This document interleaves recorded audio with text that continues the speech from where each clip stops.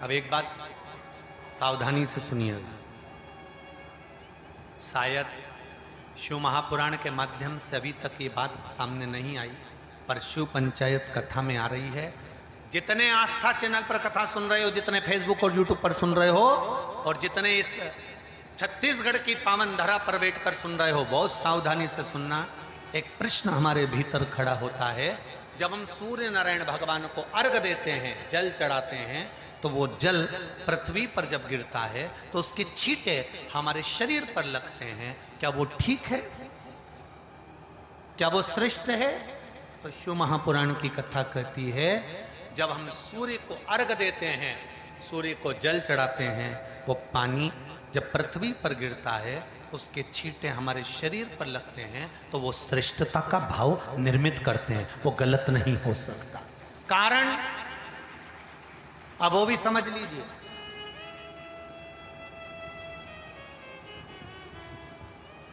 अब सूर्य नारायण भगवान को आप जल चढ़ा रहे हो तो छींटे नहीं लगे, उसके लिए क्या स्टूल पे चढ़ के चढ़ाओगे कि कुर्सी पे चढ़ के चढ़ाओगे? अरे बोलो तो सही। अब कई लोगों के दिमाग में यह बात भरा गई कि हम भगवान को जल चढ़ाते हैं, वो हमारे शरीर में छींटे लगते हैं, जमीन पे से पानी गिरता है, वो हमारे शरीर को छींटे लगते हैं, भगवान को अच्छा नहीं लगता होगा। कौन ने कहा? पहले तो उसको पकड़ के लड़ो।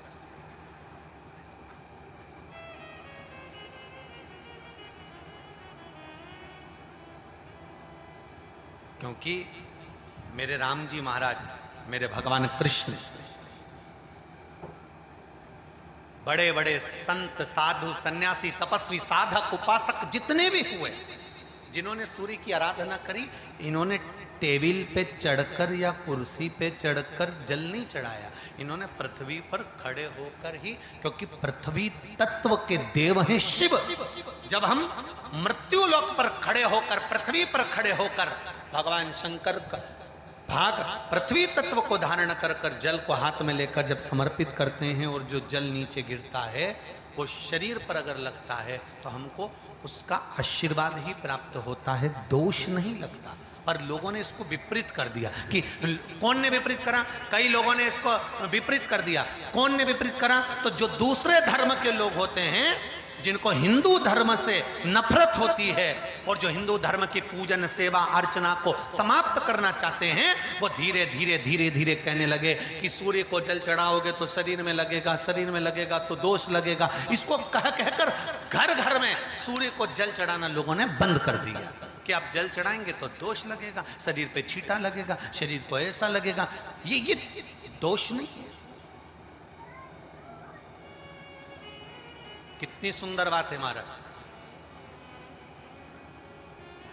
सूर्य नारायण भगवान को जब जल चढ़ाया जाता है, हाथ सिर से 8 इंच की दूरी पर होना चाहिए। जम के बोलिए, सिर से कितना ऊंचा होना चाहिए?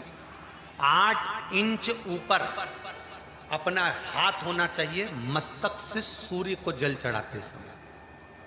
और ना चांदी का, ना स्टील का, न लोहे का, न प्लास्टिक का, न कांच का, न सोने का कोई बर्तन, न कांसे का, न एल्युमिनियम का,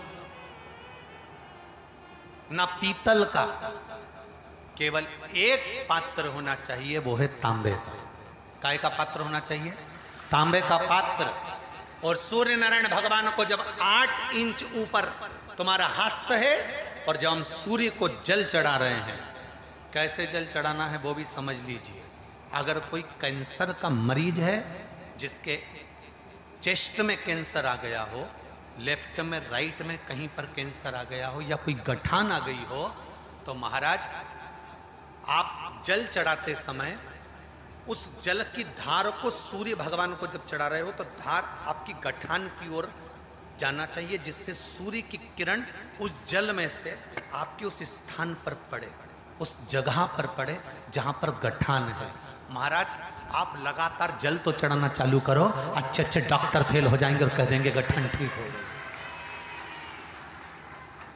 आपका लीवर और किडनी गड़बड़ कर रहा है, आप प्रतिदिन, आपका स्वास्थ्य गड़बड़ रहता है, आप प्रतिदिन ये ज्योतिष शास्त्र के अंतर्गत, रत्न शास्त्र के अंतर्गत ये रत्न शास्त्र, ज्योतिष शास्त्र, रंग शास्त्र जो हमारे यहाँ है, रंगों के हिसाब से ये जितने रत्न होते हैं, माणिक हुआ, मोती हुआ, नीलम हुआ, मूंगा हुआ, पुखराज हुआ, ये क्यों कहते हैं ये पीला है, ये सफेद है, ये नीला है, ये लाल है, इसको शरीर में क्यों पहनाते हैं? उसका कारण होता है कि जब शरीर में पहनते हैं, सूर्य की किरण उसमें पड़ती है, हमारे शरीर पर वो कलर का इफेक्ट पड़ता है, उस कलर को शरीर पर लगता है, और शरीर पर लगता है तो हमारा शरीर धीरे धीरे, हमारी जो इंद्रियां हैं वो सही होने लगती हैं, काम सही होने लगता है। तो आप कहते हो ना सब, मैं कौन सा नक पहनूं, मैं कौन सा मोती पहनूं, मैं कौन सा पुखराज पहनूं, मैं कौन सा नीलम पहनूं, वो ज्योतिष शास्त्र के अंतर्गत, रत्न शास्त्र के अंतर्गत जितने रत्न हम पहनते हैं, ये केवल उस किरण के लिए ही तो पहनते हैं कि जो सूर्य की किरण मिले, उस किरण का प्रभाव हमारे शरीर पर पड़े।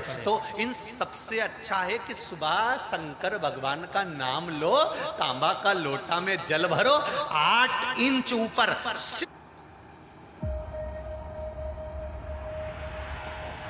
It all started from here.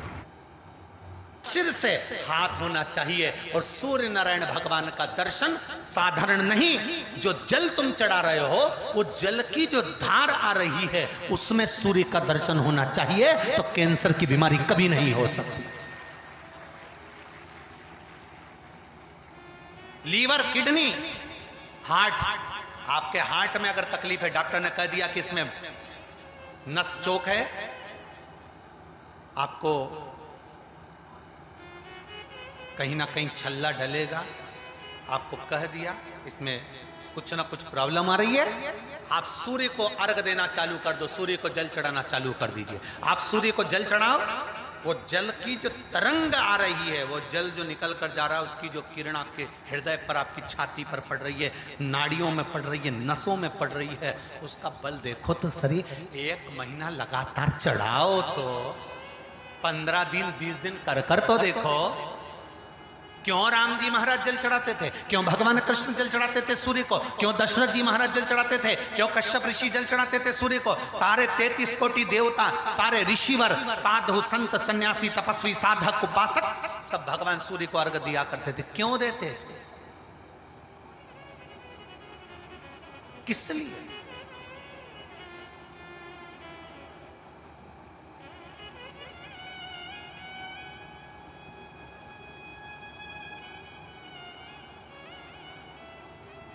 Surya Narayan भगवान को जल चढ़ाते समय आपके पंजों की एड़ी ऊंची नहीं होना चाहिए, ध्यान दीजिएगा। आपका पंजा पांव का पूरा की पूरा जमा होना चाहिए भूमि पर। हाथ कितने इंच ऊपर? 8 इंच ऊपर होना चाहिए। जल जो गिरे, सूर्य की किरण, सूर्य का दर्शन उस जल की रोशनी में करना चाहिए। क्या होगा उससे? जिस बच्चे को आंख में चश्मा लगा हो, मोटे से मोटा चश्मा लगा हो, छूट नहीं रहा हो, तो थोड़े दिन उसको सूर्य का अर्घ चढ़वाना चालू कर दो, और जल में से सूर्य का दर्शन कराना चालू कर दो। सूर्य का दर्शन जल में से 2 महीना 2.5 महीना बहुत है, आंख की रोशनी बढ़ जाएगी, चश्मा हट जाएगा। आप कर देखिए।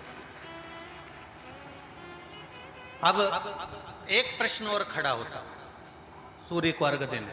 गुरुजी, पंचदेव पंचायत में सूर्य नारायण भगवान शंकर की पंचायत में हैं। सूर्य नारायण को हम फ्लैट में रहते हैं, हम फ्लैट के अंदर रहते हैं, तो हम फ्लैट में रहते हैं, हमारे यहाँ अगर छज्जा नहीं है, हमारे यहाँ जगह नहीं है, तो हम सूर्य को अर्घ कैसे दें? तो महाराज खिड़की तो होगी, अगर घर में फ्लैट में पानी ढुलेगा और आप लोग नहीं समेट सकते तो एक बाल्टी रख लो, एक पात्र रख लो, पर सूर्य नारायण भगवान को अर्घ देकर रोशनी शरीर पर पड़ना चाहिए। जिंदगी में कभी कोई बड़ी बीमारी नहीं आ सकती। कितने लोग देते हैं सूर्य को अर्घ? जरा हाथ उठाओ। बहुत बढ़िया, बहुत जोरदार। पुरुष लोग भी देते हैं ना, चाहे बच्चे से बच्चा, बच्चों के हाथ में भी 1 लोटा पानी पकड़ाओ। घर में छोटे बच्चे हो ना, उनको तांबे का लोटा दो, पानी दो, जा बाहर खड़े हो जा, 1 लोटा पानी चढ़ा के। पहले दिन आप स्वयं बच्चे के साथ बाहर खड़ी हो, ओटले पर, घर के बाहर खड़ी हो, छत पे खड़ी हो या घर के बाहर खड़ी हो, और बच्चे से कह लो चढ़ाओ बेटा, देखो ऐसा हाथ 8 इंच ऊपर करिए, तांबे का लोटा लेकर पानी धीरे धीरे डोलना है, जैसे वो स्लो मोशन के सीन नहीं होते नाटक में, ये एकदम धीरे धीरे, बस नहीं तो मालूम पड़े छोरा छोरी एक साथ उंडेल के नहीं।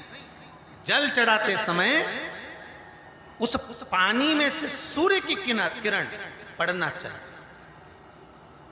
सूर्य की।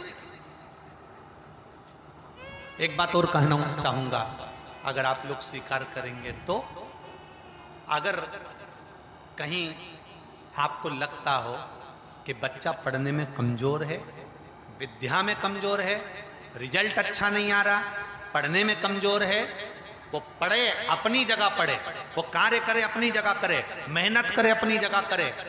बच्चों को कह दो कि कुछ समय के लिए सूर्य को अर्घ देना चालू कर। सूर्य की किरण जहां पर ब्राह्मण या हिंदू धर्म का व्यक्ति मस्तक पर तिलक लगाता है, भुकुटियों के बीच में उस सूर्य की किरण इस भुकुटी के बीच पड़ना चाहिए, परंतु पानी कम से कम ना करते हुए स्लो मोशन में धीरे धीरे गिरना चाहिए, एकदम धीरे धीरे। तो यहां एक रेखा सूर्य की किरण से पड़ती है। चंद्रदेव का लड़का था